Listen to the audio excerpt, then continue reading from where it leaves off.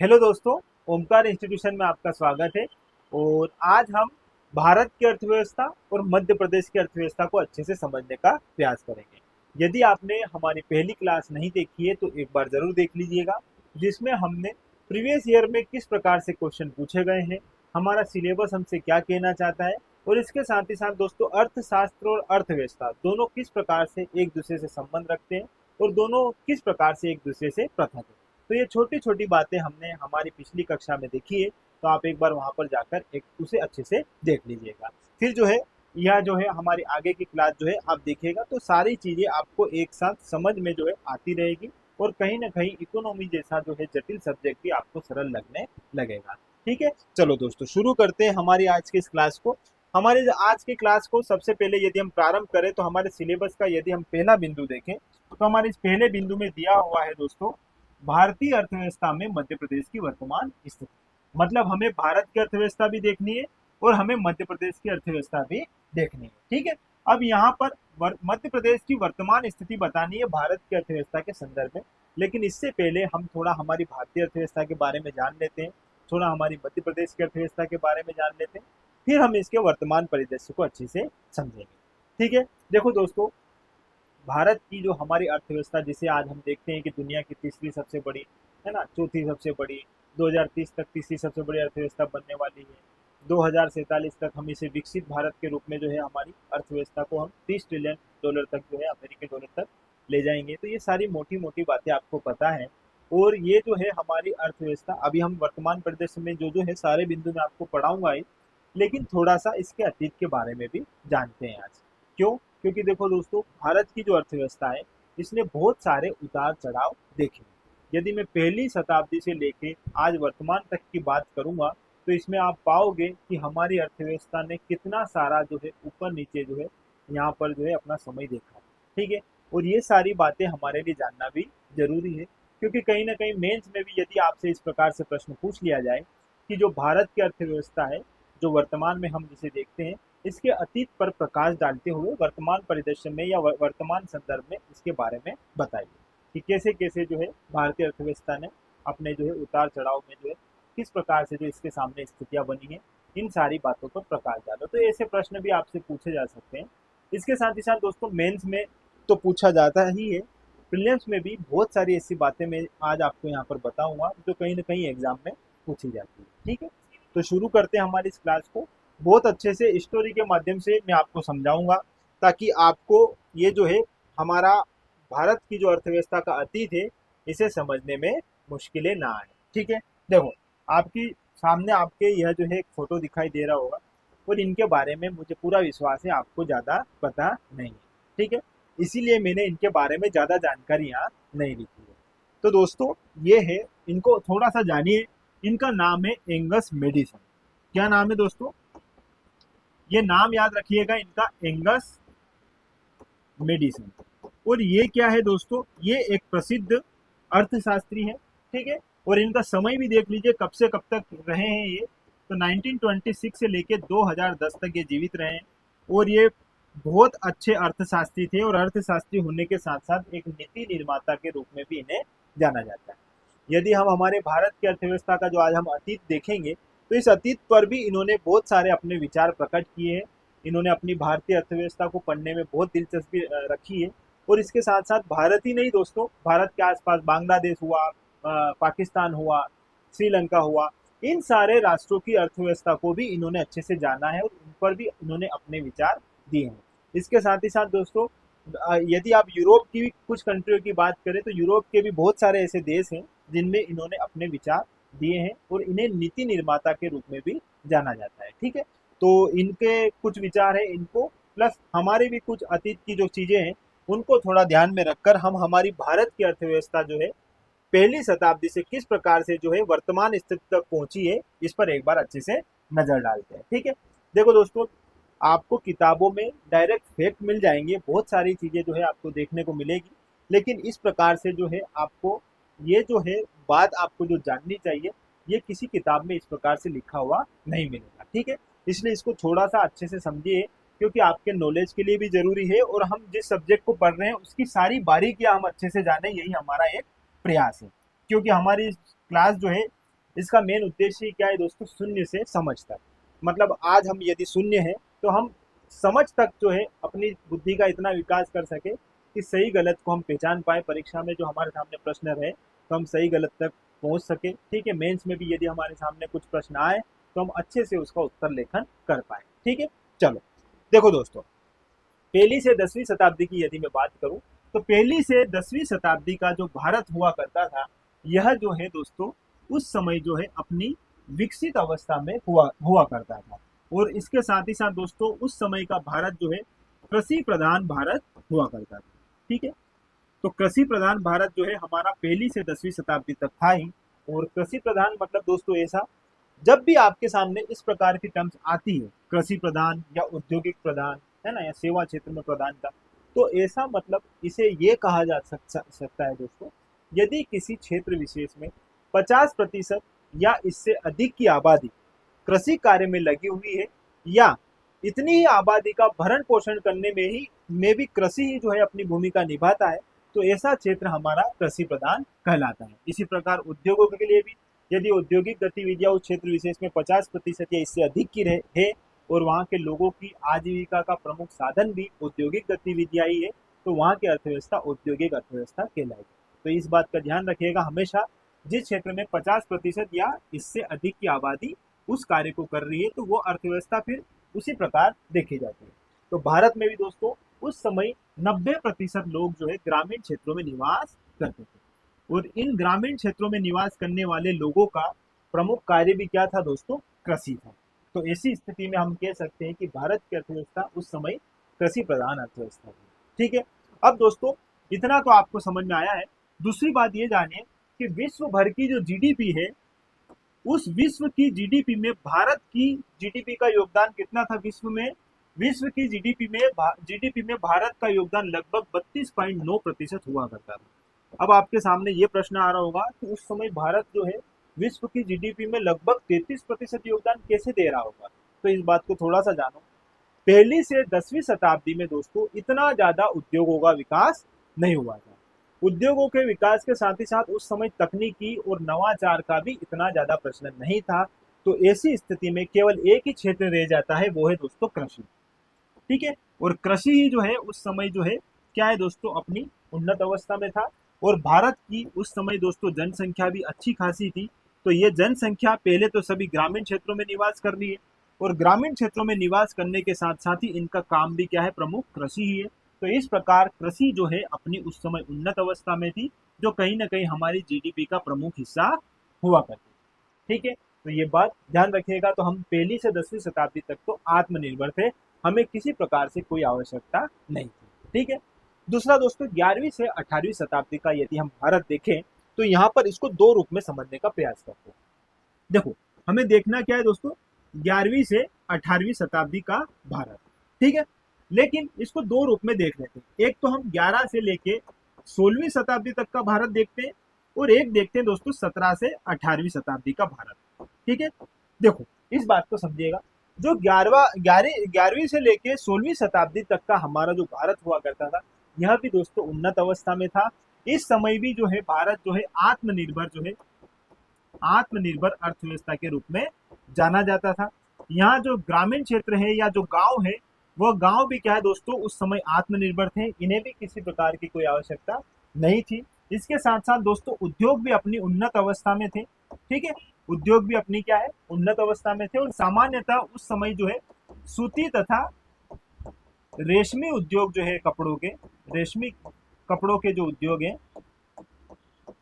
ये जो है अपनी उन्नत अवस्था में थे। ठीक है, ये बात ध्यान रखिएगा। ठीक है, तो यहाँ तक की हमारी स्थिति अच्छी थी। लेकिन होता क्या है दोस्तों, 17 से 18वीं शताब्दी में भारत की जो अर्थव्यवस्था है, इसको फिर बहुत सारी जो है यहाँ पर विपरीत परिस्थितियों का सामना करना पड़ता है।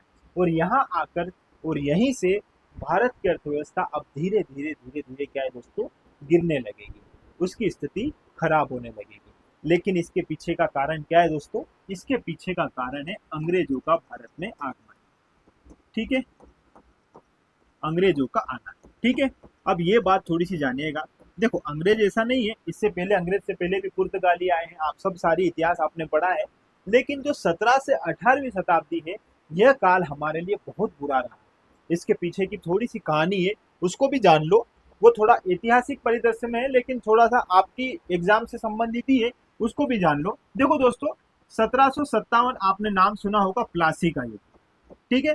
और इस प्लासी के युद्ध में अंग्रेजों की विजय हुई, लेकिन प्लासी के युद्ध में कहीं ना कहीं कुछ भारतीय शासकों ने भी अंग्रेजों की मदद करी थी, इसलिए यह जो है पूर्णतः अंग्रेजों की शक्ति यहाँ पर हमने नहीं देखी थी।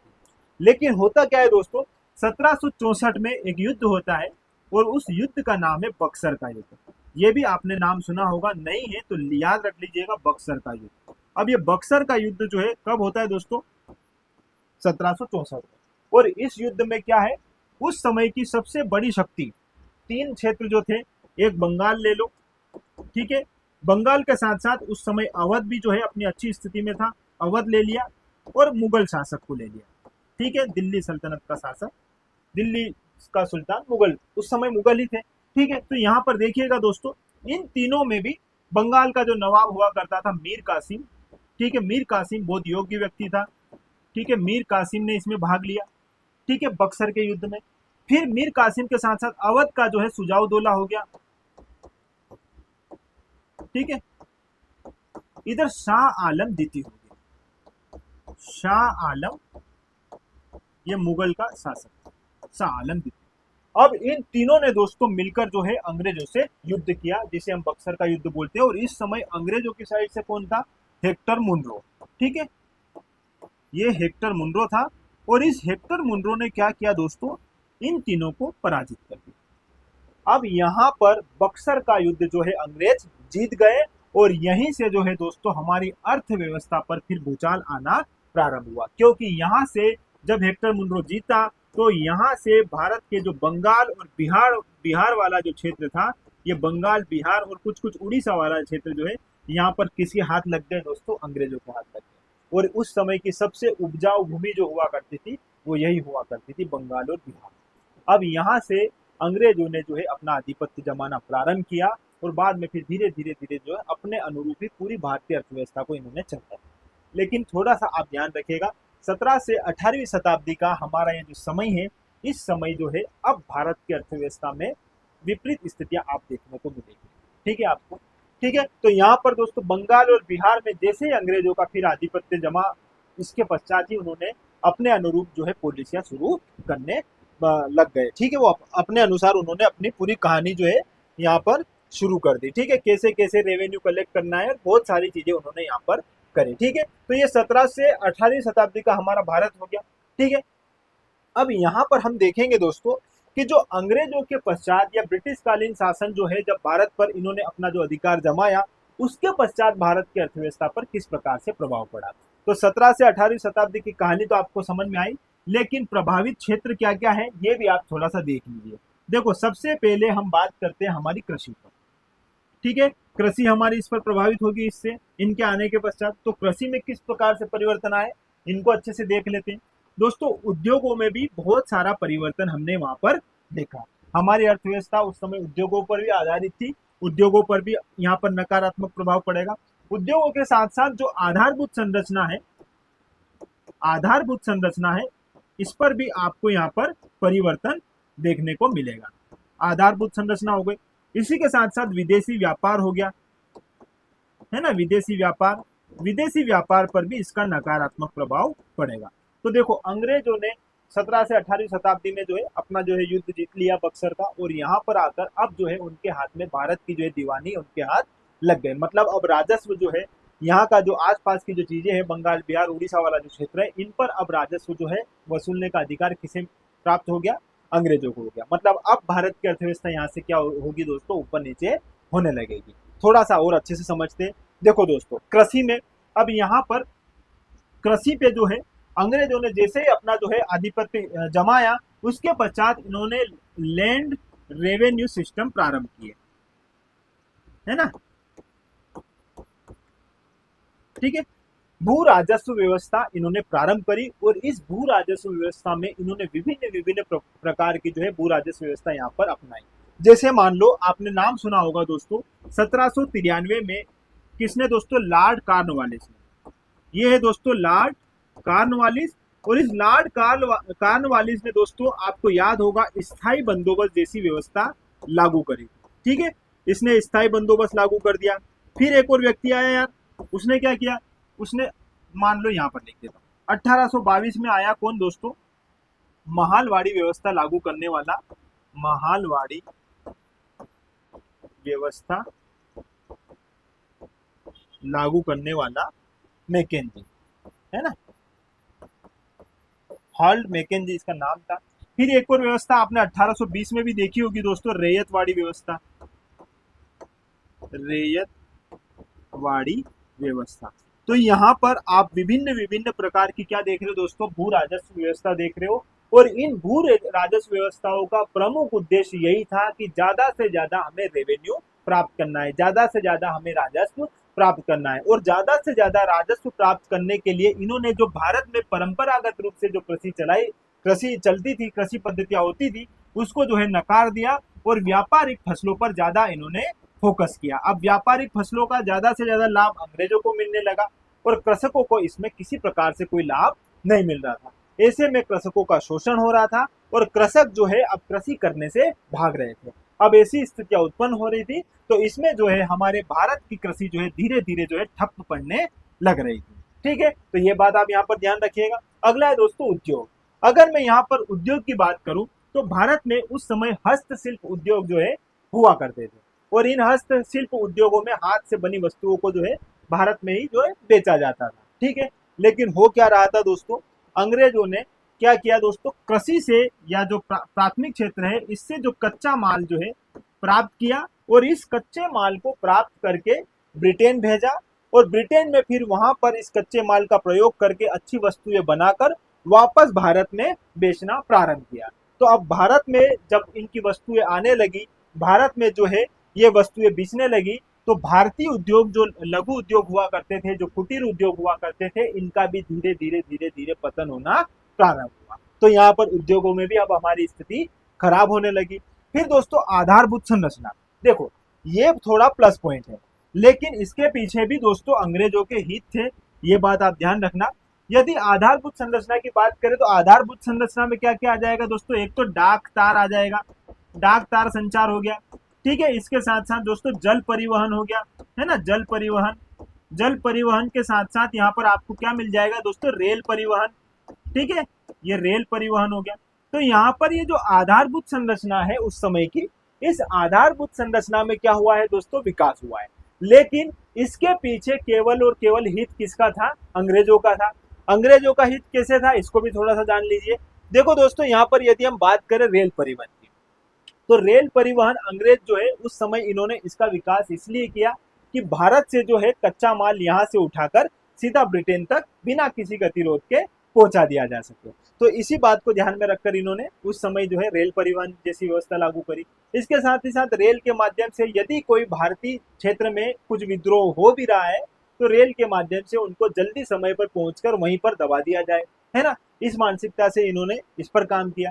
जल परिवहन भी यही है कि विश्व में कहीं और भी यदि जल के माध्यम से भी भारत से यदि कहीं व्यापार करना हो तो जल परिवहन के माध्यम से व्यापार किया जा सके। इसके साथ साथ दोस्तों डाक तार, यदि कुछ सूचनाएं देनी है ब्रिटेन से, कुछ सूचनाएं लेनी है, कुछ सूचनाएं देनी है, तो ऐसे में डाक तार जैसी व्यवस्था भी होना जरूरी था। तो यहाँ पर इन्होंने अधोसंरचना के रूप में इस प्रकार से जो है इन क्षेत्रों में काम किया, जो कहीं ना कहीं आज भी विकास के रूप में देखे जाते हैं। आज भी पटरियां है भारत में, रेलवे लाइन बिछी हुई है, तो उसमें कहीं ना कहीं अंग्रेजों का ही ज्यादातर जो है बिछाया हुआ जाल है। बाकी अभी तो चल ही रहा है। ठीक है, ये सब बातें तो आप जानते हो। दूसरा है दोस्तों विदेशी व्यापार। देखो पहले भारत में विदेशी व्यापार बहुत अच्छे से हुआ करता था। हम सूती कपड़ों का, ठीक है, कुछ आधा हमारे जो आभूषण हुआ करते थे ये भी बनाए जाते थे। इसके साथ साथ अफीम हुआ, मसाले हुआ, इन सब का हम व्यापार करते थे। लेकिन अंग्रेजों के आधिपत्य के पश्चात फिर जो है इन चीजों में बदलाव आ गया और व्यापारिक फसलें जो है इनका ज्यादा से ज्यादा आयात निर्यात होने लगा, जो कहीं ना कहीं हमारे विदेशी व्यापार पर भी नकारात्मक प्रभाव डालती थी। तो ये कुछ स्थितियां है उस समय की दोस्तों जो हमने फेस करी है अंग्रेजों के समय में। तो हमारी अर्थव्यवस्था, इन सारी चीजों को भी आप यहाँ पर ध्यान रखिएगा। ये सारी गतिविधियां भी जो है हमारी अर्थव्यवस्था का एक महत्वपूर्ण हिस्सा रही है। ठीक है, और ये तो मेंस में पूछा भी जाता है, इतिहास के संदर्भ में भी पूछा जाता है है ना, मेंस में, और आपकी अर्थव्यवस्था के संदर्भ में भी मैं आज आपको यहाँ पर बता रहा हूँ। देखो दोस्तों, 18वीं शताब्दी तक की कहानी आपको समझ में आ गई। अब 19वीं शताब्दी और अब हमारा देश क्या हो रहा है, आजाद हो गया है। ठीक है, आजाद हो गया। अब आजादी के बाद की अपनी एक अलग ही कहानी है। ठीक है, अब इसको थोड़ा इंटरेस्ट से समझिएगा, क्योंकि आजादी के पश्चात ही जो है बहुत सारी बातें जो है हमें यहाँ पर ध्यान रखनी है, जो मेंस के लिए भी जरूरी है और प्रीलिम्स में भी पूछी जा सकती है। देखो, आजादी के बाद की यदि मैं अर्थव्यवस्था देखूं, तो देखो दोस्तों, अभी जो है 1947 में हमारा देश आजाद हुआ। ठीक है, हमें आजादी मिल गई। अब आजादी तो मिली, लेकिन हमें एक डर था कि हमारी इस अर्थव्यवस्था को अब हम कैसे चलाएंगे।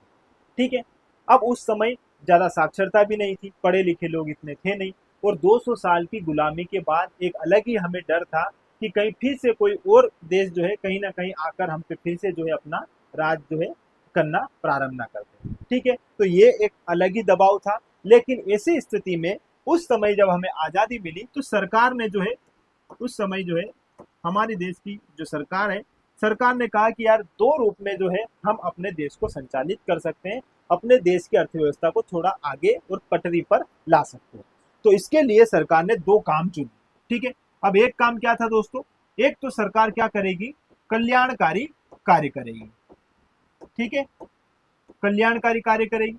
और दूसरा है दोस्तों, यहाँ पर सरकार काम करेगी, केंद्र द्वारा जो है कुछ योजनाएं चलाई जाएगी। ठीक है, केंद्र द्वारा चलाई जाने वाली योजनाएं। ठीक है, दोनों बात को थोड़ा सा समझिएगा। देखो, ये दोनों बातें हैं और यही बात आपको यहाँ पर ध्यान रखनी है। देखो, कल्याणकारी कार्य में क्या है, यहाँ पर किसानों को ज्यादा से ज्यादा दिक्कतें ना हो इसलिए तालाब बना देंगे, नहरें सिंचाई के लिए, है ना, ये सारी व्यवस्था जो है सरकार यहाँ पर जो है काम करेगी इस पर। ठीक है, कुछ राशन वगैरह भी वितरित कर देगी, ताकि उस समय जो है कहीं ना कहीं वहाँ की जनता जो है हमारे देश की, इनको एक समस्या जैसी चीजें जो है सामने देखने को ना मिले। और कुछ है केंद्र प्रायोजित योजना, मतलब सरकार यहाँ पर, केंद्र सरकार जो है कहीं ना कहीं योजनाओं के माध्यम से भी लोगों के जीवन स्तर में सुधार करने का प्रयास करेगी, और आर्थिक गतिविधियां जो है धीरे धीरे आगे बढ़े, ऐसा उनका प्रयास रहेगा, जिसमें बच्चे हुए, महिलाएं हुई, पुरुष हुए, इन सब के लिए कहीं ना कहीं योजनाएं प्रारंभ करेगी। ठीक है, लेकिन इतनी बड़ी आबादी हमारे देश की उस समय जो है अच्छी खासी आबादी थी, और इतनी बड़ी आबादी को केवल केंद्र द्वारा चलाई जाने वाली योजनाएं और कल्याणकारी कार्य करने से जो है इतनी बड़ी जनसंख्या और इतनी बड़ी जनसंख्या का पेट भर पाना अपने आप में दोस्तों क्या है, असंभव है। संभव ही नहीं है कि यदि हम केवल कल्याणकारी कार्य करेंगे और केंद्र द्वारा ही केवल चलाई जाने वाली योजनाओं से ही सोचेंगे कि हमारे देश का विकास होता रहे, तो ऐसा संभव नहीं है, और यही हुआ। देखो दोस्तों, कुछ समय तक स्थितियां अच्छी रही, लेकिन धीरे धीरे धीरे धीरे धीरे चलते हुए 1991 तक जब हम आए, तो भारत की स्थिति ऐसी हो गई कि लगभग दिवालिया होने वाले। ठीक है, क्योंकि आंतरिक व्यापार ही हमारा लगभग लगभग ज्यादा फोकस आंतरिक व्यापार पर ही था। बाहरी गतिविधियां इतनी ज्यादा हो नहीं रही थी, क्योंकि डर था कि कहीं ना कहीं फिर से विदेशी व्यापार जो है इसको प्रारंभ करेंगे, तो वापस कहीं ना कहीं ऐसा ना हो कि हमें फिर से गुलामी देखनी पड़े। तो इसी डर से हमने धीरे धीरे जो है इन दोनों कार्यों के माध्यम से जो है अपनी अर्थव्यवस्था को आगे बढ़ाने का प्रयास किया। लेकिन फिर बाद में 1991 तक की स्थिति देखी, तो इसमें हमें पता चला कि अब जो है हमारे पास खाने पीने की भी इतनी ज्यादा व्यवस्था नहीं बची है। अब क्या किया जाए, तो ऐसी स्थिति में दोस्तों उस समय के प्रधानमंत्री थे हमारे पीवी नरसिम्हा राव। ये नाम याद रखना दोस्तों, पीवी नरसिम्हा राव, है ना।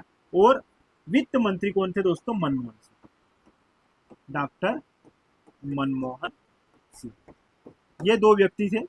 अब इन्होंने उस समय, इनके सामने ही स्थिति थी ये, तो इनको जो है फिर इन्होंने अंतरराष्ट्रीय स्तर पर IMF और वर्ल्ड बैंक और इनके पास गए ये लोग, और इन्होंने बोला कि यार अब हमें हमारी अर्थव्यवस्था चलाने के लिए कुछ फंड की आवश्यकता है, तो आप हमें फंड दे दीजिए। ठीक है, लेकिन अंतरराष्ट्रीय स्तर के इन संस्थानों ने भारत से बोला कि हम आपको फंड तो दे देंगे, लेकिन इसके लिए आप जो है अपनी पॉलिसी को थोड़ा सा क्या करो, सरल करो।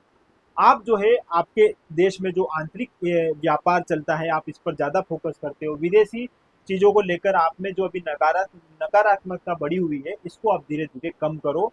यदि आप हमारे द्वारा ये जो एक मॉडल दिया जा रहा है, LPG मॉडल, इसको यदि आप स्वीकार करते हो, तो हम आपको क्या देंगे, हमारा जो भी आपको फंड जितनी आवश्यकता है उतना फंड हम आपको दे देंगे। ठीक है।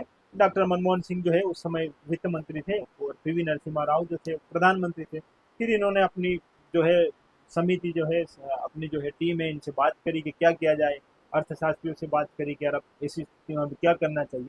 तो कहीं ना कहीं फिर हमने 1991 का एलपीजी मॉडल अपना लिया। ठीक है, इसके पीछे की भी एक कहानी बताऊंगा, पहले थोड़ा सा इसको जाना। एलपीजी मॉडल अपनाया। अब एलपीजी मॉडल है क्या, पहले तो ये भी जान लो। तो देखो, लिबरलाइजेशन, ठीक है, प्राइवेटाइजेशन और ग्लोबलाइजेशन। ठीक है, क्या है दोस्तों, निजीकरण, सॉरी इसको उदारीकरण है, ये लिबरलाइजेशन मतलब उदारीकरण, उदारीकरण,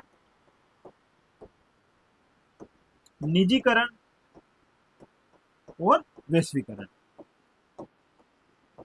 जब मैं आपको आगे और पढ़ाऊंगा, अंतरराष्ट्रीय व्यापार जैसी स्थितियां जब हम आगे पढ़ेंगे, वहां मैं आपको बहुत अच्छे से एलपीजी पढ़ाऊंगा। अभी केवल मोटा मोटा जानो ये एलपीजी मॉडल है क्या। दोस्तों एलपीजी मॉडल जो है यह हमसे कहता है दोस्तों, लिबरलाइजेशन मतलब उदारीकरण, मतलब भारत जो है अब आपकी जो नीतियां अभी तक जो जटिल और कठोर नीतियां थी, इस कठोर नीति को अब हमें क्या बनाना पड़ेगा, सरल बनाना पड़ेगा। पहले कोई व्यक्ति कुछ कार्य प्रारंभ करना भी चाहता था तो इतनी ज्यादा जटिल उसमें प्रणालियां हुआ करती थी। यदि कुछ काम प्रारंभ करना है तो लाइसेंस यदि लेना है तो उसके लिए भी इतनी ज्यादा जटिल प्रणालियां हुआ करती थी, जो 6-6 7-7 8-8 9-9 महीने जो है उसी में लग जाते थे और व्यक्ति अपना कार्य प्रारंभ नहीं कर पा रहा था। लेकिन अब हमें क्या करना है, हमारी इन पॉलिसियों को क्या करना है, सरल बनाना है। ठीक है।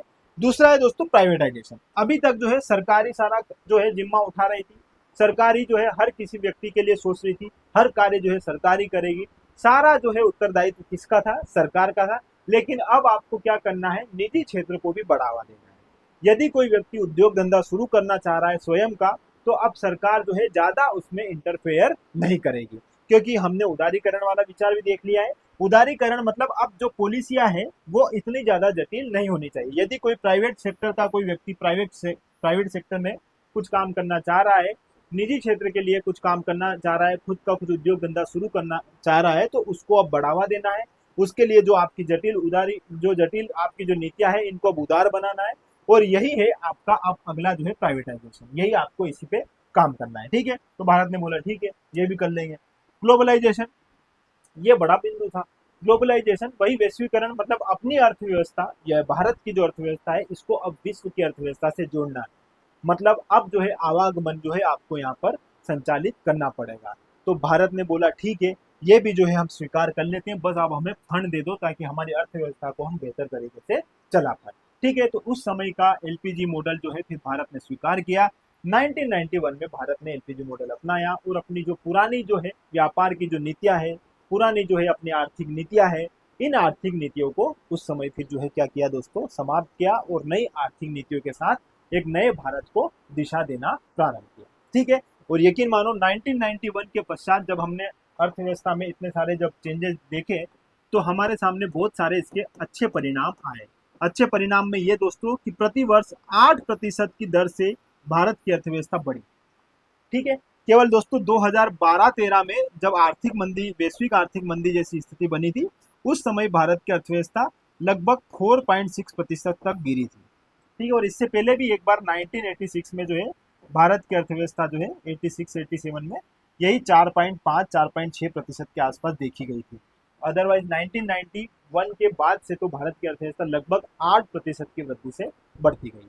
ठीक है, तो ये कहानी है। आगे एलपीजी बहुत अच्छे से समझाऊंगा, अभी इतना इसको समझिएगा। थोड़ा सा एक बात और, एक छोटी सी कहानी है उसको भी सुन लीजिए, आपके काम आएगी। देखो 1991 की स्थिति बन रही थी, आपने इतना तो देख लिया यार कि यार 1991 में भारत को जो है अब अपनी जो आर्थिक नीतियां है इनमें बदलाव करना पड़ रहा है। लेकिन दोस्तों आपने एक नाम सुना होगा, सोवियत संघ। ठीक है, सोवियत संघ आपने नाम सुना है। और ये सोवियत संघ जो है दोस्तों, जिसे हम वर्तमान में रूस देखते हैं कि रूस है, रूस नहीं है, सोवियत संघ जो है, रूस जो है बहुत बड़े क्षेत्र में विस्तृत था। बहुत सारे इसके उस समय इसका अपना एरिया हुआ करता था। लेकिन क्या है दोस्तों, सोवियत संघ उस समय जो है एक समाजवादी विचारधारा पर काम कर रहा था, है ना। समाजवादी विचारधारा मैंने इससे पहले की क्लास में बताई है, समाजवादी विचारधारा। अब इस समाजवादी विचारधारा में कौन काम इस विचारधारा से कौन काम करता था दोस्तों? सोवियत संघ काम करता था। ठीक है, और समाजवादी विचारधारा का यही कार्य रहता है कि सरकार जो है अपने यहाँ जो उपस्थित लोग हैं इनका जन कल्याण करने का काम करेगी। सारा उत्तरदायित्व किसके पास रहेगा? सरकार के पास रहेगा। कुछ भी करेगी सरकार करेगी। ठीक है, तो ये एक कॉन्सेप्ट है। अब यहाँ पर इस समाजवादी विचारधारा से चलने वाला सोवियत संघ जो है दोस्तों कहीं ना कहीं परेशान होकर 1991 के आसपास जो है इसमें भी जो है विभाजन देखने को मिलता है। और इसका विभाजन का प्रमुख कारण यही था कि इसका समाजवादी रूप। ठीक है, क्योंकि इतने बड़े क्षेत्र को एक सरकार ही सब तरफ से संतुष्ट नहीं कर सकती। कहीं ना कहीं बहुत सारे क्षेत्रों में यहाँ आज विद्रोह हो रहा है तो कल यहाँ विद्रोह हो रहा है, परसों यहाँ हो रहा है। ऐसे में फिर इसका विखंडन होना, इसका जो है विभाजन होना क्या है दोस्तों, संभव हो गया था। और ऐसी स्थिति में इसको अपना क्षेत्र का जो है विभाजन करना पड़ा। अब यही स्थिति जो है भारत की भी थी। भारत भी कहीं ना कहीं समाजवाद जैसी विचारधारा प्रारंभ में लेकर चल रहा था। कहीं ना कहीं पूंजीवादी या उदारवादी नीतियां जो है वो भी थी, उदारवादी अर्थव्यवस्था भी थी। इसीलिए तो हम आंशिक रूप से बोलते हैं कि आंशिक रूप से आजादी के समय हमारा भारत जो है मिश्रित अर्थव्यवस्था का स्वरूप था। हमने इससे पहले बात करी है। लेकिन यहाँ पर जानिए, उस समय जब आजादी के पश्चात हमारा ज्यादा जो है झुकाव किसकी ओर था दोस्तों? समाजवाद की ओर था। पूंजीवाद भी था, उदारवादी व्यवस्था भी थी, लेकिन समाजवादी अर्थव्यवस्था की ओर हमारा ज्यादा झुकाव था। लेकिन अब जब हमारे 1991 में हमारे सामने आया कि अब हमें भी जो है अपनी आर्थिक नीतियां जो है इनमें बदलाव करना है, तो हमने एक उदाहरण इसको भी देखा कि यार इसने भी जो है कहीं ना कहीं यही जो है काम किया, समाजवादी विचारधारा को लेकर चला, सबका कल्याण करने के उद्देश्य से काम किया और अंततः जो है अपना विभाजन करके बैठ गया। तो हम भी थोड़ा ध्यान दें, है ना। तो ये उस समय की स्थिति थी और भारत ने इसलिए 1991 का जो है ये चेंजेस जो लाने थे इसको जल्दी से ही स्वीकार कर लिया, ज्यादा सोचा भी नहीं, क्योंकि स्थिति भी हमारी ऊपर नीचे हो गई थी। ठीक है, तो ये बात भी थोड़ा सा ध्यान रखिएगा। तो यहाँ पर हो गई दोस्तों हमारी आजादी के बाद की और 1991 के आर्थिक सुधार के परिणाम भी हमने यहाँ पर देख लिया। ठीक है, तो इतनी कहानी आई होप आपको अच्छे से समझ में आई होगी। ठीक है, पूरी कहानी पहली से 10वीं शताब्दी, 11 से 16, 16 से 18, फिर हमारे आजादी के बाद की कहानी और फिर 1991 के आर्थिक सुधार और इसके परिणाम। ठीक है, अब दोस्तों देखते हैं दोस्तों वर्तमान भारतीय अर्थव्यवस्था। यह जो है हमारा इंपोर्टेंट बिंदु है और इसको थोड़ा बहुत अच्छे से हम यहाँ पर देख लेते हैं। ठीक है, चलो देखो इसको जानते हैं दोस्तों। वर्तमान में जो हमारी भारत की अर्थव्यवस्था है इसको जानते हैं। ठीक, हमारी जो वर्तमान की भारत की जो अर्थव्यवस्था है दोस्तों, पहले तो मैंने आपको बता दिया है हमारी भारतीय अर्थव्यवस्था जो है ये कैसी अर्थव्यवस्था है दोस्तों? मिश्रित अर्थव्यवस्था। ठीक है, और मिश्रित अर्थव्यवस्था आपको बहुत अच्छे से इससे पहले की क्लास में मैंने बता दिया है कि मिश्रित अर्थव्यवस्था जो है यह विचार सबसे पहले 1929 में एक व्यक्ति था जिसका नाम था जॉन मेनार्ड कीन्स। ठीक है, आपको ये नाम याद रखना है, आपसे प्रीलिम्स में भी पूछा जा सकता है। तो ये मेनार्ड कीन्स नाम का जो व्यक्ति है ये इस विचार को लाया था। इस विचार को हमने अच्छे से देख लिया है। ठीक है, तो ये बात हो गई। फिर दोस्तों दूसरा हमारी कृषि प्रधान अर्थव्यवस्था है। ये भी आपको पता है कि जो भारत की जो अर्थव्यवस्था है ये क्या है दोस्तों? एक कृषि प्रधान अर्थव्यवस्था है। मतलब यहाँ पर 50% तथा इससे अधिक की आबादी आज भी कृषि कार्य में लगी हुई है और इनकी आजीविका का प्रमुख साधन भी क्या है दोस्तों? कृषि है। इसलिए हम भारत की अर्थव्यवस्था को क्या कहते हैं? कृषि प्रधान अर्थव्यवस्था। ठीक है, ये बात भी आपको अच्छी समझ में आई। अब थोड़ा सा दोस्तों देखते हैं यहाँ पर अभी जो है 2030 तक हमने सोचा है ना, भारत का लक्ष्य है कि 2030 तक हम भारत को विश्व की तीसरी सबसे बड़ी अर्थव्यवस्था बनाएं। ठीक है, अब भारत को तीसरी सबसे बड़ी अर्थव्यवस्था हमें बनाना है, ये हमारा लक्ष्य है। और यदि हम 2024-25 की बात करें या मैं 2025-26 की बात करूं वर्तमान की, तो वर्तमान में भारत की अर्थव्यवस्था कहां तक पहुंच चुकी है दोस्तों? 4.187 ट्रिलियन। ठीक है, ये है हमारा वर्तमान आकार। ये भारत में जो है जीडीपी का क्या है दोस्तों? ये हमारा आकार। ठीक है, ये ध्यान रखिएगा। अभी 2024-25 में क्या था ये भी देख लीजिए। 2024-25 में स्थिति क्या थी? तो 2024-25 में 3.75 ट्रिलियन तक की हमारी स्थिति थी। ये भी आपको यहाँ पर ध्यान रखना है। ये सब बातें तो आपको पता होगी, नहीं भी है तो हमारी किताब में सारी चीजें आपको दे रखी है। एक बार आप बस यहाँ पर फिर से रिवीजन के रूप में इसको देख लीजिए। लेकिन जो मैं अब आपको बताने जा रहा हूँ उसको थोड़ा सा जानिएगा। ठीक है, देखो ये हो गई बात। अब हमारी भारतीय अर्थव्यवस्था को कई बार हम देखते हैं कि जीडीपी के आधार पर भारतीय अर्थव्यवस्था विश्व की तीसरी सबसे बड़ी अर्थव्यवस्था है, चौथी सबसे बड़ी अर्थव्यवस्था है, पीपीपी के आधार पर पांचवी सबसे बड़ी है या तीसरी सबसे बड़ी है। ऐसे कई बार हमारे सामने प्रश्न आते हैं कि यह जो अर्थव्यवस्था पीपीपी के आधार पर पहले नंबर पर है, जीडीपी के आधार पर यह जो है दूसरे नंबर पर है, पहले नंबर पर जीडीपी पर यह जो है अर्थव्यवस्था है। थोड़ा सा इसको आज जानते हैं, बहुत बेसिक से हर एक बात आपको यहाँ पर अच्छे से समझाता हूँ। देखो, आपने देखा होगा दोस्तों, कई बार हम देखते हैं जीडीपी के आधार पर। ठीक है, जीडीपी क्या है ये मैं आपको अच्छे से अभी बताऊंगा, टेंशन मत लीजिएगा। तो जीडीपी के आधार पर भारत जो है विश्व की कौन सी अर्थव्यवस्था है दोस्तों, यहां पर ध्यान रखिएगा, चौथी सबसे बड़ी अर्थव्यवस्था। ठीक है, चौथी सबसे बड़ी अर्थव्यवस्था है वर्तमान में। तो पहली, दूसरी, तीसरी अर्थव्यवस्था कौन सी है ये भी ध्यान रखो। तो पहली है दोस्तों यूएसए, दूसरी हो गई चीन और तीसरी हो गई जर्मनी। ठीक है, और इसके पश्चात भारत जो है जीडीपी के आधार पर कौन सी अर्थव्यवस्था हो गई दोस्तों, चौथी अर्थव्यवस्था। ठीक है, एक और बात होती है दोस्तों पीपीपी के आधार पर। अब कई बार बच्चे जो है इस पीपीपी को लेकर बहुत परेशान है, आज उनकी परेशानी दूर हो जाएगी। देखो, एक तो होता है क्रय शक्ति क्षमता, जिसकी मैं यहाँ पर बात कर रहा हूँ। ठीक है, और एक होता है दोस्तों पब्लिक प्राइवेट पार्टनरशिप। ठीक है, तो पब्लिक प्राइवेट पार्टनरशिप है वो एक अलग विचार है, उसको भी अभी समझाऊंगा। और ये जो परचेसिंग पावर पेरिटी या क्रय शक्ति क्षमता जो है, ये एक अलग कॉन्सेप्ट है, इसको भी हम यहाँ पर अच्छे से समझ लेते हैं। तो पीपीपी के आधार पर, परचेसिंग पावर पेरिटी के आधार पर भारत जो है विश्व की कौन सी अर्थव्यवस्था है दोस्तों, तीसरी अर्थव्यवस्था। तो तीसरी अर्थव्यवस्था है, तो पहली और दूसरी कौन सी हुई, तो पहली हो जाएगी यूएसए और दूसरी हो जाएगी दोस्तों यहाँ पर चीन। ठीक है, तो ये बात तो आपको यहाँ पर समझ में आई। ठीक है, लेकिन ये जीडीपी क्या है यार, इसको थोड़ा सा जान लेते हैं।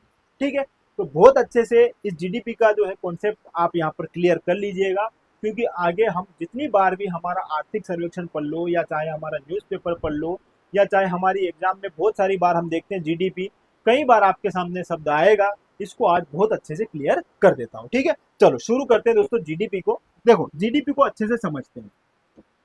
ये है जीडीपी, जिसे इंग्लिश में क्या बोलते हैं दोस्तों, ग्रोस डोमेस्टिक प्रोडक्ट। ठीक है, ये ध्यान रखिएगा, इसको इंग्लिश में ये बोलते हैं, और हिंदी में बोलते हैं दोस्तों सकल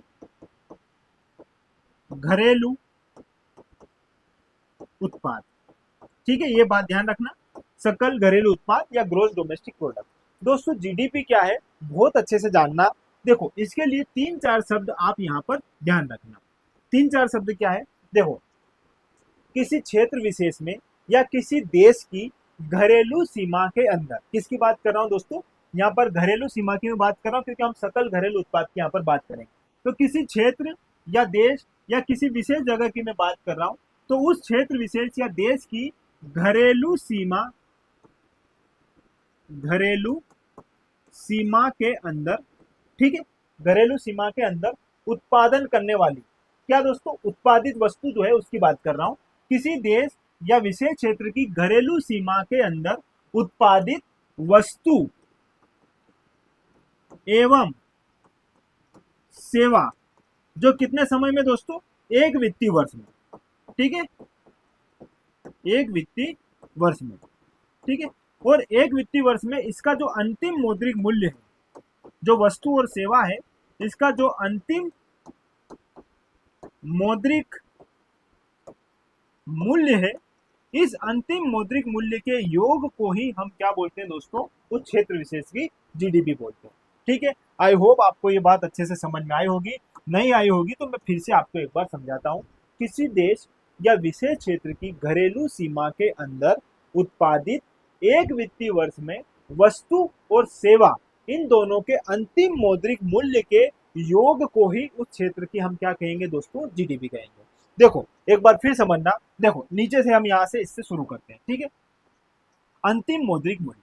ठीक, एक क्षेत्र है, एक देश है, भारत ही मान लो, भारत एक देश है। ठीक है, और भारत की घरेलू सीमा के अंदर उत्पादित वस्तु एवं सेवा जो एक वित्तीय वर्ष में हमने उत्पादित करी है, उसका जो अंतिम मौद्रिक मूल्य है, वो हमारा अंतिम मौद्रिक मूल्य का जो योग है वो हमारा क्या कहलाएगा दोस्तों, जीडीपी कहलाएगा। एक बार समझना, अंतिम मौद्रिक मूल्य आपके सामने आया है, ये क्या है। देखो दोस्तों, अंतिम मौद्रिक मूल्य मतलब किसी भी वस्तु को यदि हम जीडीपी में काउंट करेंगे, तो उसके जो हर बार जो रेट प्राप्त होंगे वो रेट हम इसमें काउंट नहीं करेंगे। मतलब मान लो जैसे आपने गेहूं, मान लो ये गेहूं है।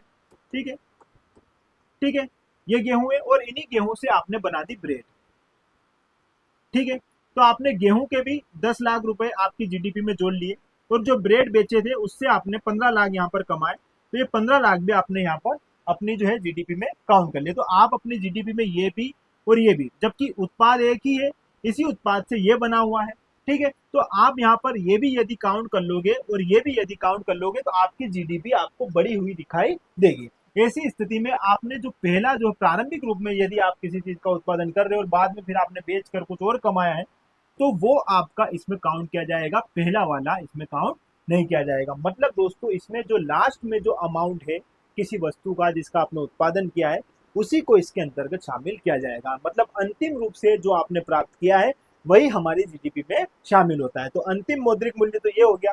फिर हो गया दोस्तों एक वित्तीय वर्ष। तो हर कंट्री का अपना अपना एक क्या होता है, एक वर्ष होता है, और इस एक वित्तीय वर्ष में जो भी आपने वस्तु और सेवाओं का उत्पादन किया है ना, उस घरेलू सीमा में रहकर यही हमारा क्या कहलाएगा दोस्तों, उस क्षेत्र का जीडीपी कहलाएगा। अब वस्तु एवं सेवाओं की यदि मैं बात करूं, इससे पहले भी मैंने आपको बताया है, जो चीज हम पैसे देकर खरीदते हैं और जिन्हें हम छू सकते हैं, पकड़ सकते हैं, देख सकते हैं, वो हमारी वस्तु होती है, और जिसे हम पैसे देकर बस फील कर सकते हैं उसे हम बोलते हैं दोस्तों सेवा, ठीक है। थोड़ा सा इस बात को और समझना, पिछली बार भी मैंने पिछली कक्षा में उदाहरण दिया था कि मान लो आपको रात में 2 बजे भूख लगी है, ठीक है। अब आपको भूख लगी है, ऐसी स्थिति में आपने देखा यार हॉस्टल तो बंद हो गया, अब खाना वाना तो मिलेगा नहीं, ठीक है। तो आपने फोन उठाया और फोन उठाकर आपने सैंडविच ऑर्डर किया, ठीक है। सैंडविच ऑर्डर किया तो आपको जो है उसमें पेमेंट वेमेंट जो है शो कर दिया, टाइम बता दिया, ठीक है। 10 मिनट बाद जो है सैंडविच वाला आपके घर हॉस्टल के बाहर आता है, कॉल करता है कि सर जो है आपका ऑर्डर आ गया है, आप बाहर आकर जो अपना ऑर्डर ले लीजिए, ठीक है। आप बाहर गए, आपने उसको पेमेंट किया, उसने आपको सैंडविच दे दिया, ठीक है। मतलब आपने पैसे दिए, पैसे के बदले में आपको उसने क्या दे दिया दोस्तों, वस्तु दे दी। सैंडविच क्या है दोस्तों, आप जिसे छू सकते हो, देख सकते हो, ये एक वस्तु हो गई। लेकिन दोस्तों जो 10 मिनट में वो आपके पास आया और इस 10 मिनट में ही उसने आपको जो ये सेवा दी, यही हमारा क्या कहलाता है दोस्तों, सेवा कहलाता है। सेवा जो है दोस्तों इसे हम देख नहीं सकते, इसे हम फील करते हैं। जैसे पुलिस प्रशासन, पुलिस विभाग हमें क्या देते हैं दोस्तों, सेवा दे रहे हैं, ठीक है। या आप कुछ उनको ऐसा कुछ विशेष दे रहे हो, बदले में वो आपको कुछ दे रहे हैं, ऐसा कुछ नहीं। सेवा, हॉस्पिटल सेवा, परिवहन, रेल में जा रहे हो, हवाई जहाज में जा रहे हो, क्या मिल रही है दोस्तों, सेवा मिल रही है।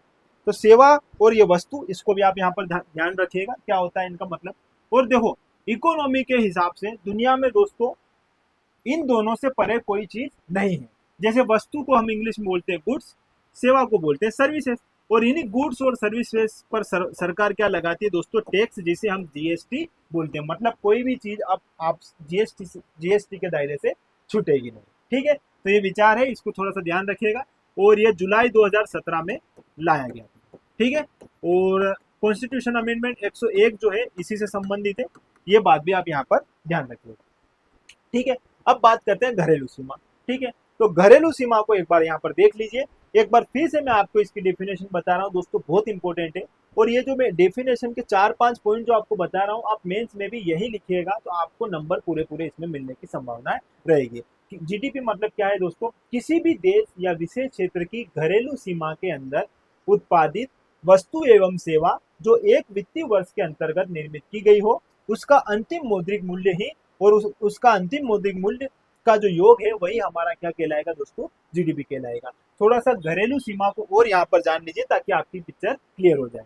देखो दोस्तों घरेलू सीमा भी अपने आप में एक अलग जो है, इसका भी विचार है, कॉन्सेप्ट आप इसका भी समझिए, ठीक है। इकोनॉमी के अनुसार जो है घरेलू सीमा 2 प्रकार से होती है। घरेलू सीमा जो है इकोनॉमी क्या कहता है कि घरेलू सीमा मतलब भौगोलिक सीमा,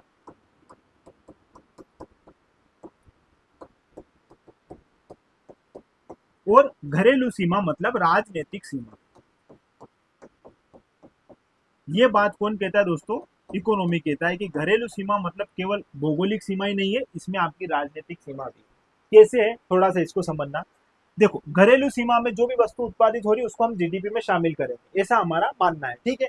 तो जो भौगोलिक सीमा है, जैसे मान लो दोस्तों ये हमारा इंडिया है, ठीक है, ये हमारा उत्तरी क्षेत्र हो गया, ये हमारा दक्षिण क्षेत्र हो गया। यहाँ पर मान लो किसी प्रकार से कोई तत्व मिला है, खुदाई से हमें पता चल रहा है कि यहाँ से जो है हमें बहुत सारी जो है अच्छे से जो यहाँ एलिमेंट मिले हैं, तो ये जो है हमें बाद में राजस्व इससे प्राप्त होगा, तो ये कहीं ना कहीं हमारी जीडीपी में शामिल किया जाएगा, ठीक है।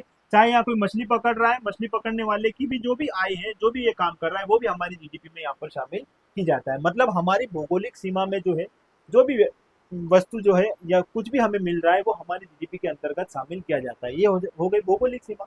ऐसे ही दोस्तों एक होती है राजनीतिक सीमा।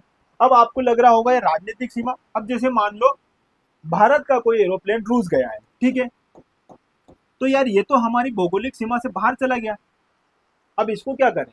तो यहाँ पर जो राजनीतिक सीमा है, इसके अनुसार दोस्तों कोई सा भी, जैसे हमारे यहाँ का उड़ने वाला हवाई जहाज यदि रूस गया है, जापान गया है, कहीं भी गया है, तो वहां पर यदि उसके द्वारा कुछ भी रेवेन्यू जो है कलेक्ट किया जा रहा है, ये रेवेन्यू भी हमारी जीडीपी के रूप में शामिल किया जाएगा, इसे भी हमारी घरेलू सीमा के अंतर्गत शामिल किया जाता है। तो ये बात आप थोड़ा सा इसको ध्यान रखिएगा, ठीक है। तो ये हमारी घरेलू सीमा के अंतर्गत होती है। और थोड़ा सा इसको और अच्छे से जानिए। जैसे मान लो ये अपना भारत है दोस्तों, ठीक है, थोड़ी देर के लिए इसको ऐसा मान लो, ठीक है, ये अपना इंडिया है। यहाँ मान लो चीन की कोई एक कंपनी है, ठीक है। अब इस चीन की कंपनी ने भारत में आकर एक अपना प्लांट डाल दिया, ठीक है। इस कंपनी ने अपना यहाँ पर प्लांट डाल दिया। अब यहाँ पर इसने प्लांट डाला, तो यहाँ से भारत को जो है, हमारे देश को जो है क्या है, इनसे टैक्स प्राप्त हो रहा है, टैक्स प्राप्त होगा। टैक्स के साथ साथ जो है रोजगार भी जो है हमें यहाँ पर मिल रहा है, ठीक है। और इस टैक्स से ही जो है हमें रेवेन्यू जो प्राप्त हो रहा है, ये रेवेन्यू भी जो है हमारी जीडीपी में शामिल किया जाएगा। ये बात ध्यान रखना। भले भारत के बाहर कोई कंपनी है, विदेशी कोई कंपनी यदि भारत में अपना प्लांट डाल रही है, तो उसके द्वारा जो भी टैक्स दिया जा रहा है, उसके द्वारा जो भी यहाँ पर कार्य किया जाएगा, इसे हमारी जीडीपी में शामिल किया जाएगा। लेकिन मान लो केरल का कोई व्यक्ति है, और ये केरल का व्यक्ति मान लो इंडोनेशिया में जाके काम कर रहा है, ठीक है। तो ये केरल का व्यक्ति जो इंडोनेशिया में जाकर काम कर रहा है, इसके द्वारा जो भी कमाई की जा रही है, इस कमाई को भारत की जीडीपी में शामिल नहीं किया जाता है। ये बात भी आप यहाँ पर ध्यान रखना। एक टर्म है दोस्तों जीएनपी, जैसे जीडीपी है ना, ऐसे ही जीएनपी है, जिसमें ग्रोस नेशनल प्रोडक्ट रहता है इसमें, है ना, ये राष्ट्रीय आय की बात करता है, राष्ट्रीय प्रोडक्ट उत्पाद की बात करता है, नेशनल, ठीक है, जीएनपी। तो जीएनपी में एक सूत्र होता है, इसे भी आप साथ में यहाँ पर देख लीजिए। जीएनपी जीएनपी जो है ये होता है दोस्तों GDP plus X minus Y. तो यहाँ पर ध्यान रखना हमेशा, जो भी विदेशी कंपनी है और जो भारत में आकर काम कर रही है, इसे हम वाई की संज्ञा देते हैं। और जो भी भारत का व्यक्ति है जो यहाँ पर किसी भी देश विशेष में काम कर रहा है, इसे हम एक्स की संज्ञा देते हैं, ठीक है। तो जब भी जो भारत का व्यक्ति है जो विदेश में जाकर कुछ भी कमाई कर रहा है, इसमें से जब हम इसको घटा देते हैं, जो भी बाहरी कंपनी भारत में आकर काम कर रही है, इसके द्वारा जो भी अर्निंग की जा रही है, इसकी अर्निंग को यदि माइनस कर देते हैं इसकी अर्निंग में, तो हमें यहाँ पर मिल जाएगा दोस्तों क्या, और तथा उसमें जीडीपी जोड़ दी जाती है, तो इसमें हमें क्या मिल जाएगा दोस्तों, जीएनपी। क्या मिल जाएगा यहाँ पर, सकल राष्ट्रीय उत्पाद। तो ये बात भी आप यहाँ पर ध्यान रखना। तो इस प्रकार से हमारी जीडीपी की जो परिभाषा है, इसे आपने अच्छे से यहाँ पर समझ लिया है। क्या कहती है जीडीपी? किसी भी देश या विशेष क्षेत्र की घरेलू सीमा के अंदर उत्पादित एक वित्तीय वर्ष में वस्तु और सेवाओं के अंतिम मौद्रिक मूल्य के कुल योग को ही हम उस क्षेत्र विशेष के क्या कहते हैं दोस्तों, जीडीपी कहते हैं, ठीक है। तो ये जीडीपी आपको यहाँ पर अच्छे से समझ में आई होगी। और जीडीपी के आधार पर भारत विश्व की वर्तमान में कौन सी अर्थव्यवस्था है, चौथी अर्थव्यवस्था, ठीक है। पहले पे दोस्तों यूएसए है, दूसरे पे हमारा चीन है, तीसरे पे हमारा क्या है दोस्तों यहाँ पर जर्मनी, और चौथे पे हमारा इंडिया भारत है, ठीक है। अभी हमने ये बात कर ली है। अब दोस्तों दो बात और हमने यहाँ पर करी थी। एक करी थी हमने परचेसिंग पावर पेरिटी की, और एक हमने बात करी थी पब्लिक प्राइवेट पार्टनरशिप। तो इन दोनों में भी आप थोड़ा सा आज अंतर देख लीजिए। देखो परचेसिंग पावर पेरिटी की यदि मैं बात करूं, तो इसको हिंदी में बोलते हैं क्रय शक्ति क्षमता, ठीक है, ये बात ध्यान रखिएगा, ठीक है। ये हो गया हमारा क्रय शक्ति क्षमता। और ये तो पब्लिक प्राइवेट पार्टनरशिप है, इसको थोड़ा और अभी रुक जाइए, इसको थोड़ा सा जानिए। क्रय शक्ति क्षमता या परचेसिंग पावर पेरिटी क्या है? देखो क्रय शक्ति क्षमता को जब भी हम किसी दो अर्थव्यवस्था में देखते हैं, तो इसमें हमें कंपेयर करना होता है, कंपेयर करना होता है। और इसमें कंपेयर भी क्या करना है दोस्तों, लाइफ स्टाइल। देखो एक उदाहरण के माध्यम से समझने का प्रयास करना, इसमें हमें लाइफ स्टाइल देखनी होती है दो देशों की, है ना। देखो या बात थोड़ा सा एक उदाहरण के माध्यम से समझिएगा। देखो मान लो आप भंवर कुआं में रहते हो, भंवर कुआं में भी मान लो भोलाराम पे रहते हो, ठीक है। आप भोलाराम पे रह रहे हो, अच्छे से आपकी तैयारी कर रहे हो, और आपका एक मित्र जो है वो रूस गया है डॉक्टरी करने, वहां पर वो डॉक्टरी एमबीबीएस करेगा, वहां जाकर के उसने अपनी तैयारी जो है प्रारंभ कर दी। ठीक है, रूस की राजधानी मॉस्को में वो रह रहा है। ठीक है, 20,000 रुपये महीना आपको भी मिला, 20,000 रुपये महीना उसको भी मिला।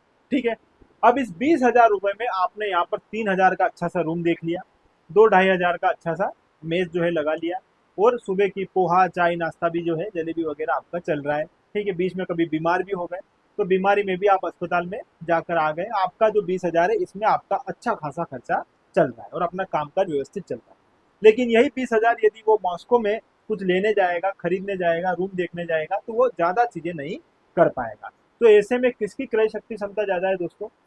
भोलाराम पर रहने वाले व्यक्ति की। तो मैं भी आपसे यही कहना चाह रहा हूँ, जब इस बात को हम वैश्विक स्तर पर देखते हैं, दो बड़ी बड़ी अर्थव्यवस्थाओं के मध्य यदि हम इस प्रकार से किसी चीज़ का लाइफ स्टाइल का अवलोकन करते हैं, तो जिसमें हम ज़्यादा पाते हैं कि यहाँ पर इस क्षेत्र में ज़्यादा जो है हम चीज़ों को खरीद सकते हैं, यहाँ से अच्छा जीवन यापन कर सकते हैं, तो उसकी रहती है क्रय शक्ति क्षमता। तो यहाँ पर भारत की क्या है दोस्तों, विश्व में तीसरे नंबर पर है।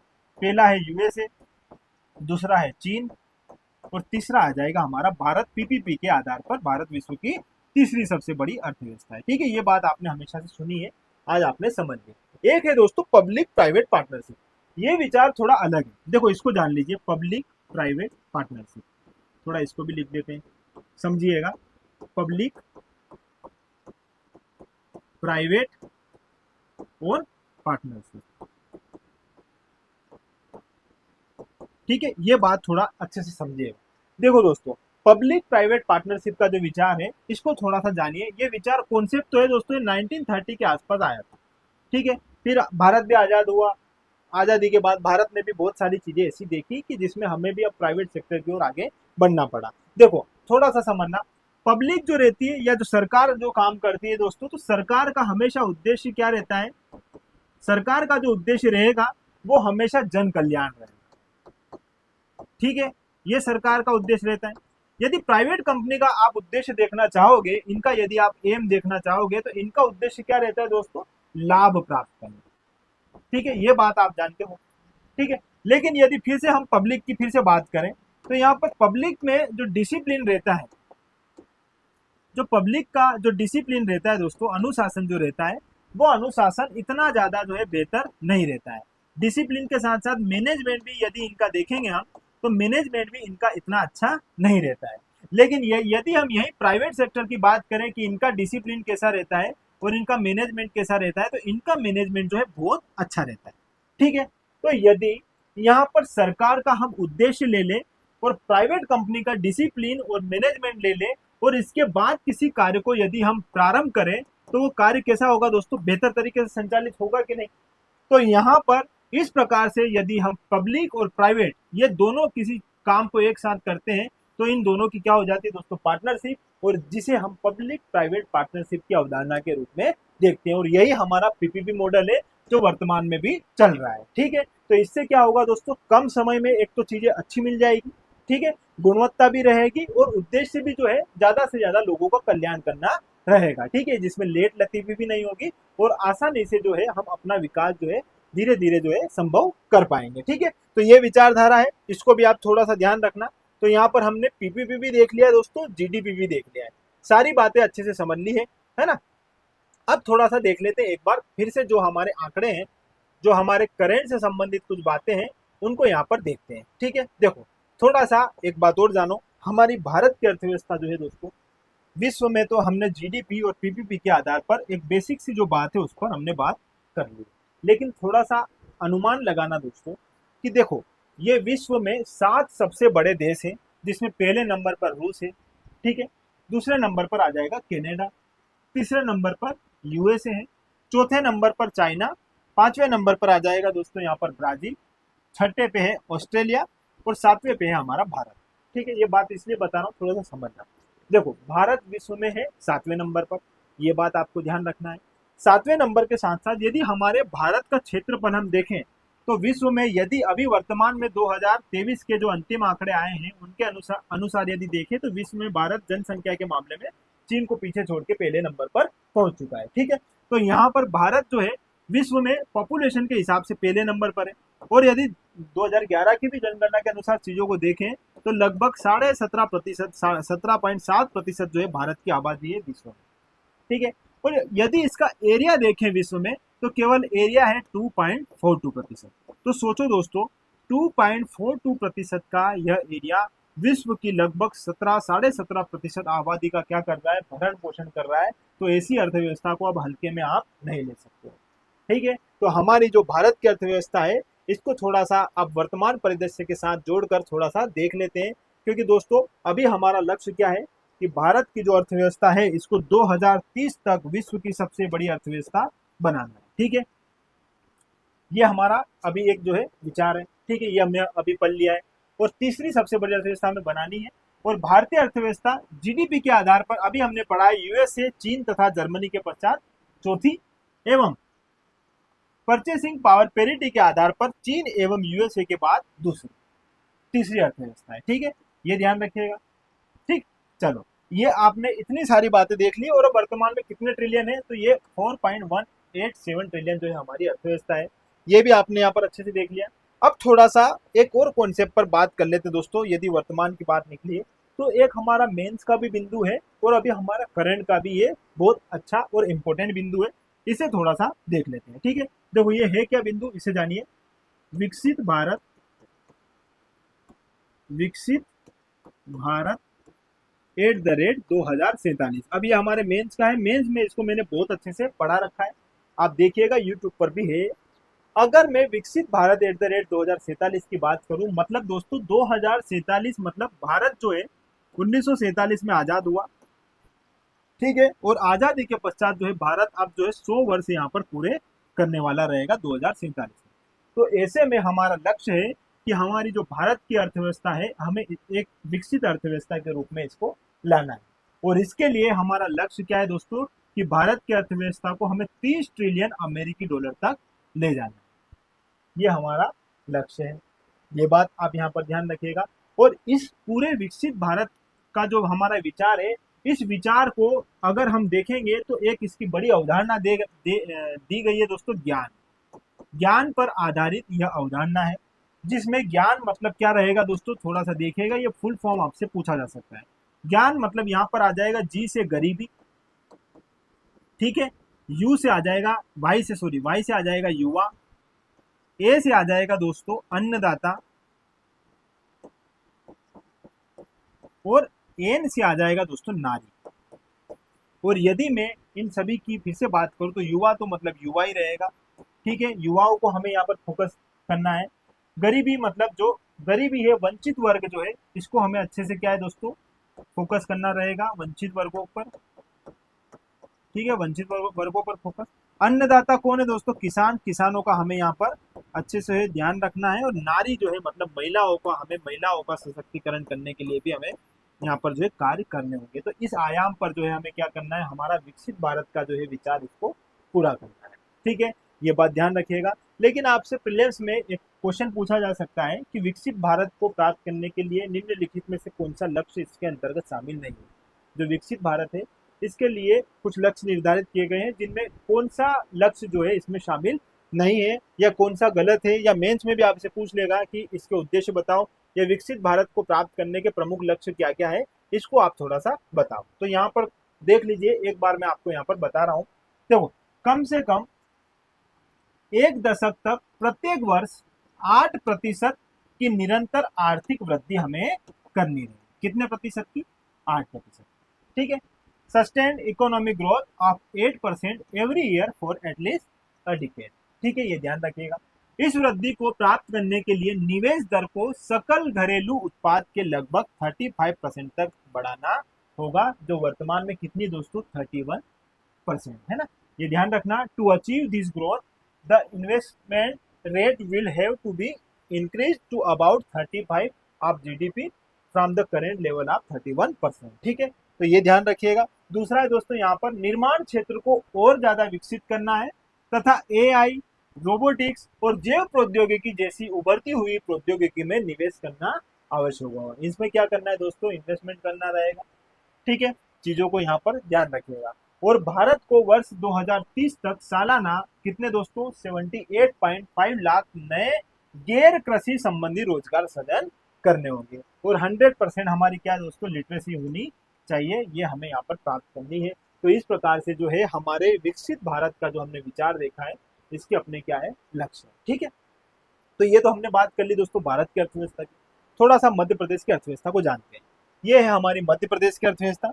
तो मध्य प्रदेश की अर्थव्यवस्था में भी दोस्तों आज भी 60% तथा इससे अधिक की आबादी ग्रामीण क्षेत्र में निवास कर रही है और इनका कार्य भी क्या है दोस्तों, कृषि है। इस प्रकार भारत की भांति ही मध्य प्रदेश की भी अर्थव्यवस्था कृषि प्रधान अर्थव्यवस्था है। ठीक है, और इसके साथ ही साथ दोस्तों हमारे यहाँ पर भी राज्य जो है प्राइवेट सेक्टर के साथ जो है समन्वय बिठाकर जो है विकास कार्य कर रहा है। इसलिए मध्य प्रदेश की अर्थव्यवस्था भी हमें कैसी देखने को मिलती है दोस्तों, मिश्रित स्वरूप। इसका स्वरूप भी क्या है, मिश्रित है। ठीक है, ये बात भी आप यहाँ पर ध्यान रखिएगा। और यही नहीं दोस्तों, इसके कुछ महत्वपूर्ण करेंट से संबंधित बिंदु भी है, वो भी आप यहाँ पर देख लीजिए कि वर्ष 2047 तक भारत की अर्थव्यवस्था को तो हमें 30 ट्रिलियन अमेरिकन डॉलर तक ले जाना है। इसके साथ ही साथ दोस्तों हमारे मध्य प्रदेश की अर्थव्यवस्था को 2.1 ट्रिलियन अमेरिकी डॉलर तक पहुंचाने का हमारा लक्ष्य हमने निर्धारित किया। ठीक है, और वर्तमान में मध्य प्रदेश सरकार का यदि हम बजट देखें तो आर्थिक सर्वेक्षण 2024-25 के अनुसार जो है बजट जो है इसका आकार इतना था 2001 में, और वर्तमान में दोस्तों 2024-25 में 3,26,383 करोड़ रुपए हो गया है, जो कितने प्रतिशत की वृद्धि को बता रहा है यहाँ दोस्तों, 20 गुना। यह 20 गुना पूछा गया है, आप भी इस 20 गुना को ध्यान रखिएगा। ठीक है, चलो इसके बाद दोस्तों ये पूरे आंकड़े यहाँ पर दिए हैं। कितना था 2001 में 16,393 करोड़, और अभी कितना हो गया दोस्तों, 3,26,383 करोड़, जो कितना दोस्तों 20 गुना। ये ध्यान रखिएगा आप, 20 गुना जो है इसमें जो है वृद्धि हुई है। ठीक है, चलो इसके साथ ही साथ दोस्तों बाल बजट आप देख लीजिए।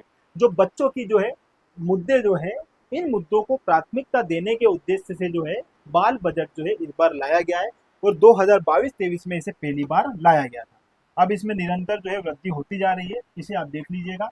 मध्य प्रदेश सरकार ने बच्चों के मुद्दों को प्राथमिकता देते हुए वर्ष 2022-23 में पहला बाल बजट प्रस्तुत किया।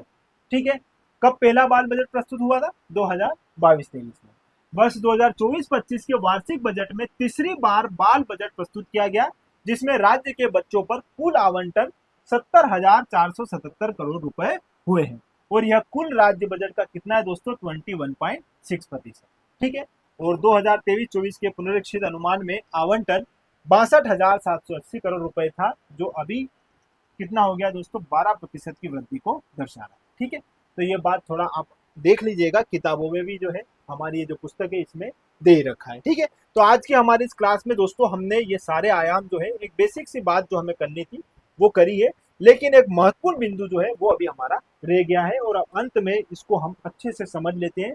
ये हमारी एमपीपीएससी प्रीलिम्स की जो है रुचि है यहाँ से प्रश्न पूछने की, और इसको हम बड़े इत्मीनान से बेहतर तरीके से समझ लेते हैं। देखो दोस्तों, बहुत अच्छे से इसको समझिएगा।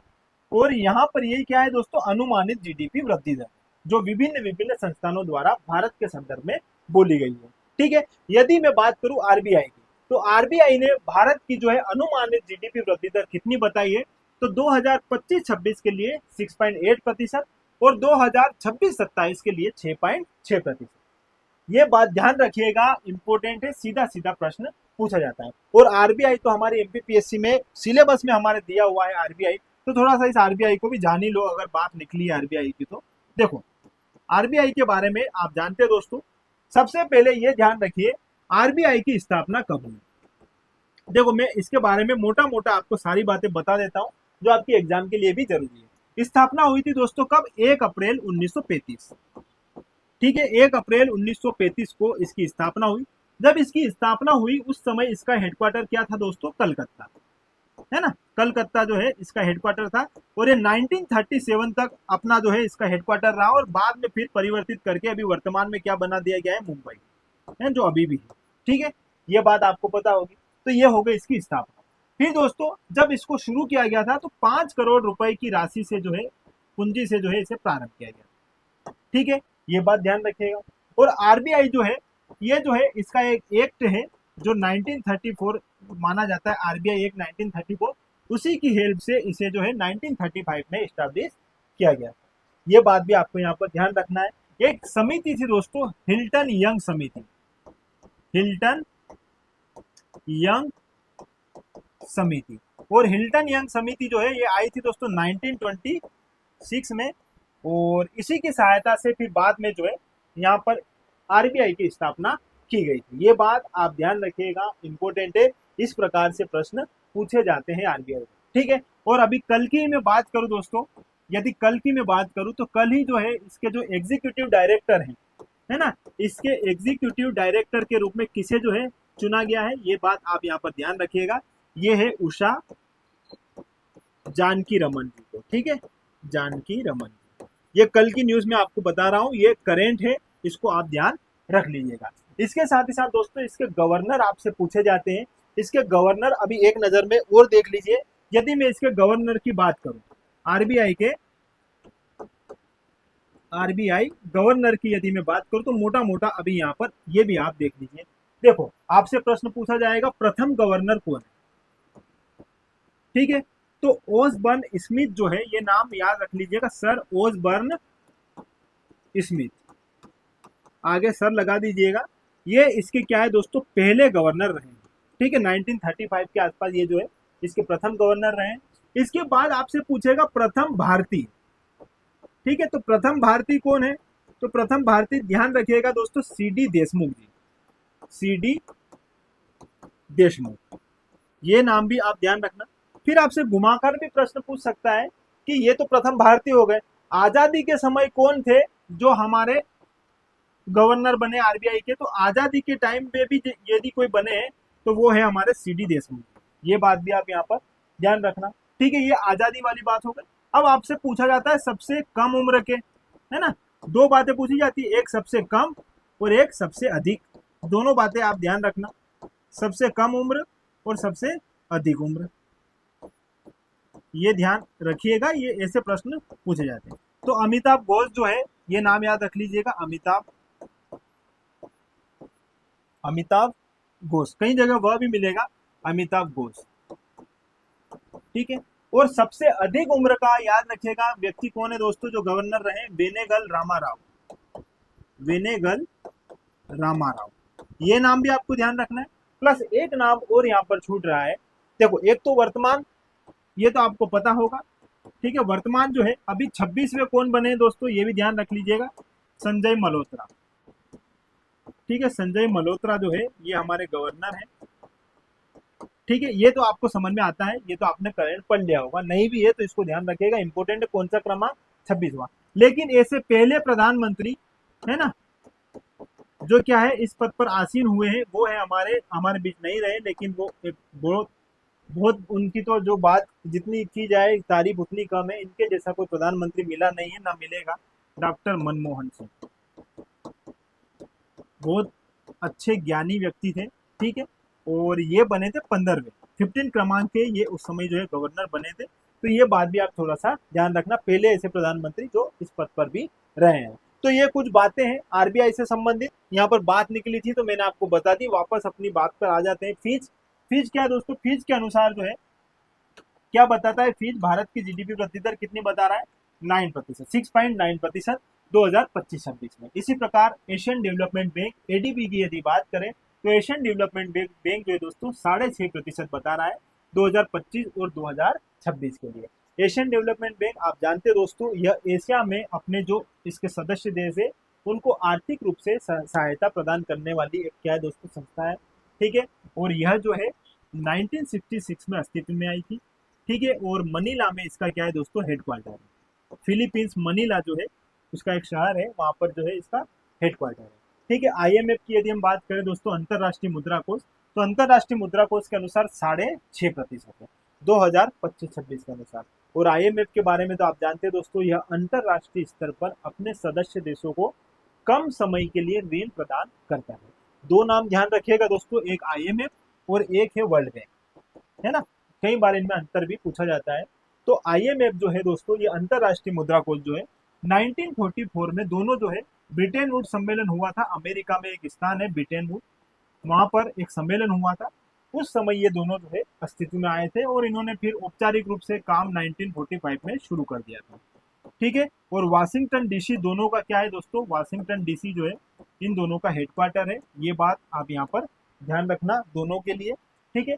लेकिन इन दोनों में एक अंतर है, अंतरराष्ट्रीय मुद्रा कोष भी जो है अपने सदस्यों को ऋण प्रदान करता है और यह जो है वर्ल्ड बैंक भी अपने सदस्य देशों को ऋण प्रदान करता है। ठीक है, लेकिन ये अंतरराष्ट्रीय मुद्रा कोष है, ये आर्थिक गतिविधियों में यदि कुछ उतार चढ़ाव हो रहा है तो ऐसी स्थिति में ऋण प्रदान करता है। लेकिन यह जो है वर्ल्ड बैंक जो है ये लंबे समय के लिए ऋण प्रदान करता है, जिसमें गरीबी और ऐसे जो मुद्दे हैं जिसको दूर करने के लिए जो है ये अच्छे से जो है क्या देता है दोस्तों, ऋण प्रदान करता है। ये कम समय के लिए देता है, ये ज्यादा समय के लिए देता है। ठीक है, तो ये बात ध्यान रखना दोनों की। तो IMF कितना बता रहा है दोस्तों, 6.5, और हमारा जो वर्ल्ड बैंक है ये बता रहा है 2026-27 के लिए 6.3%, और 2025-26 के लिए ये भी बता रहा है 6.5%। मतलब 2025-26 के लिए दोनों क्या बता रहे हैं दोस्तों, क्या बता रहे हैं दोनों, 6.5%। ठीक है, इसी प्रकार मूडीज जो है इसके अनुसार 2025 में 6.3% और 2026 में 6.5%। इसी प्रकार दोस्तों यहाँ पर S&P ग्लोबल या स्टैंडर्ड एंड पुअर ग्लोबल जो है यह जो है 6.5% जो है बता रहा है। ठीक है, 2025-26 के लिए। आर्थिक समीक्षा 2024-25 के अनुसार 2025 वित्त वर्ष के लिए जो है 6.4 बताया गया है। किताब में सारी चीजें मेंशन है, आप देख लीजिएगा। और राष्ट्रीय सांख्यिकी कार्यालय या सांख्यिकी और कार्यक्रम कार्यान्वयन मंत्रालय के अनुसार 6.4% जो है GDP वृद्धि दर भारत की जो है अनुमानित है। तो दोस्तों ये फैक्ट तो आपको हमारी इस किताब में मिल जाएगा, आप एक बार देख लीजिएगा। लेकिन कुछ कहानियां, कुछ बातें जो मैं आपको यहाँ पर बताऊंगा वो कहीं ना कहीं आपको इकोनॉमी से जोड़ कर रखेगा। बहुत सारी ऐसी बातें जो किताबों में नहीं है, लेकिन मैं आपको यहाँ पर बताऊंगा, वो आपकी समझ भी जो है विकसित करेगा। ठीक है, जो कहीं ना कहीं आपकी मेंस में मदद करेगा। यदि आपने मेंस की क्लासेस देखी होगी तो शायद आपको वहां पर विकसित भारत और ऐसे विचार यदि आप वहां पर देखते तो सब आपको अच्छे से क्लियर हो जाते। ठीक है, देखो ये तो सारी बात हो गई। अब दोस्तों हमारी ये जो पुस्तक है इसमें जो आपको जितनी हमने सरलता देनी हमसे संभव हो पाया उतना हमने इसको सरल रूप में बनाया, ताकि इकोनॉमी को लेकर आपको परेशानी ना हो। लेकिन फिर भी यदि कुछ त्रुटियां हुई है, आपको समझ में नहीं आ रहा है, तो मैं भी जो है स्वयं जो है आपको यहाँ पर आपकी जो है इकोनॉमी जो है इसको लेकर थोड़ी सरलता आपके मन में आए, आप इसको आसानी से पढ़ पाओ, इसके लिए हर संभव प्रयास कर रहा हूँ। ठीक है, आप मार्केट में हमारी इस पुस्तक को देख लीजिएगा एक बार, आपको इसको देखने से लगेगा हाँ इसमें बहुत अच्छी से मेहनत की गई है। तो इसको आप एक बार देखिए, फिर क्लास देखिए, तो कहीं ना कहीं इकोनॉमी जो है आपको बहुत अच्छे से समझ में आएगी। ठीक है, इसी प्रकार दोस्तों यूनिट 1 भी मैं लेकर आ रहा हूँ, संकल्पनाएं विचार, और इसके साथ यूनिट 10 भी जो है जनजातियां, उसको भी मैं कंप्लीट करवाऊंगा, और समय के साथ जो जो चीजें रहेगी मैं आपको बताता रहूंगा। ठीक है, तो आज की क्लास में इतना ही रखते हैं, मिलते हैं हमारी कल की क्लास में। तो जुड़े रहिएगा दोस्तों, और जुड़े रहने के लिए आपका बहुत बहुत धन्यवाद। Thank you.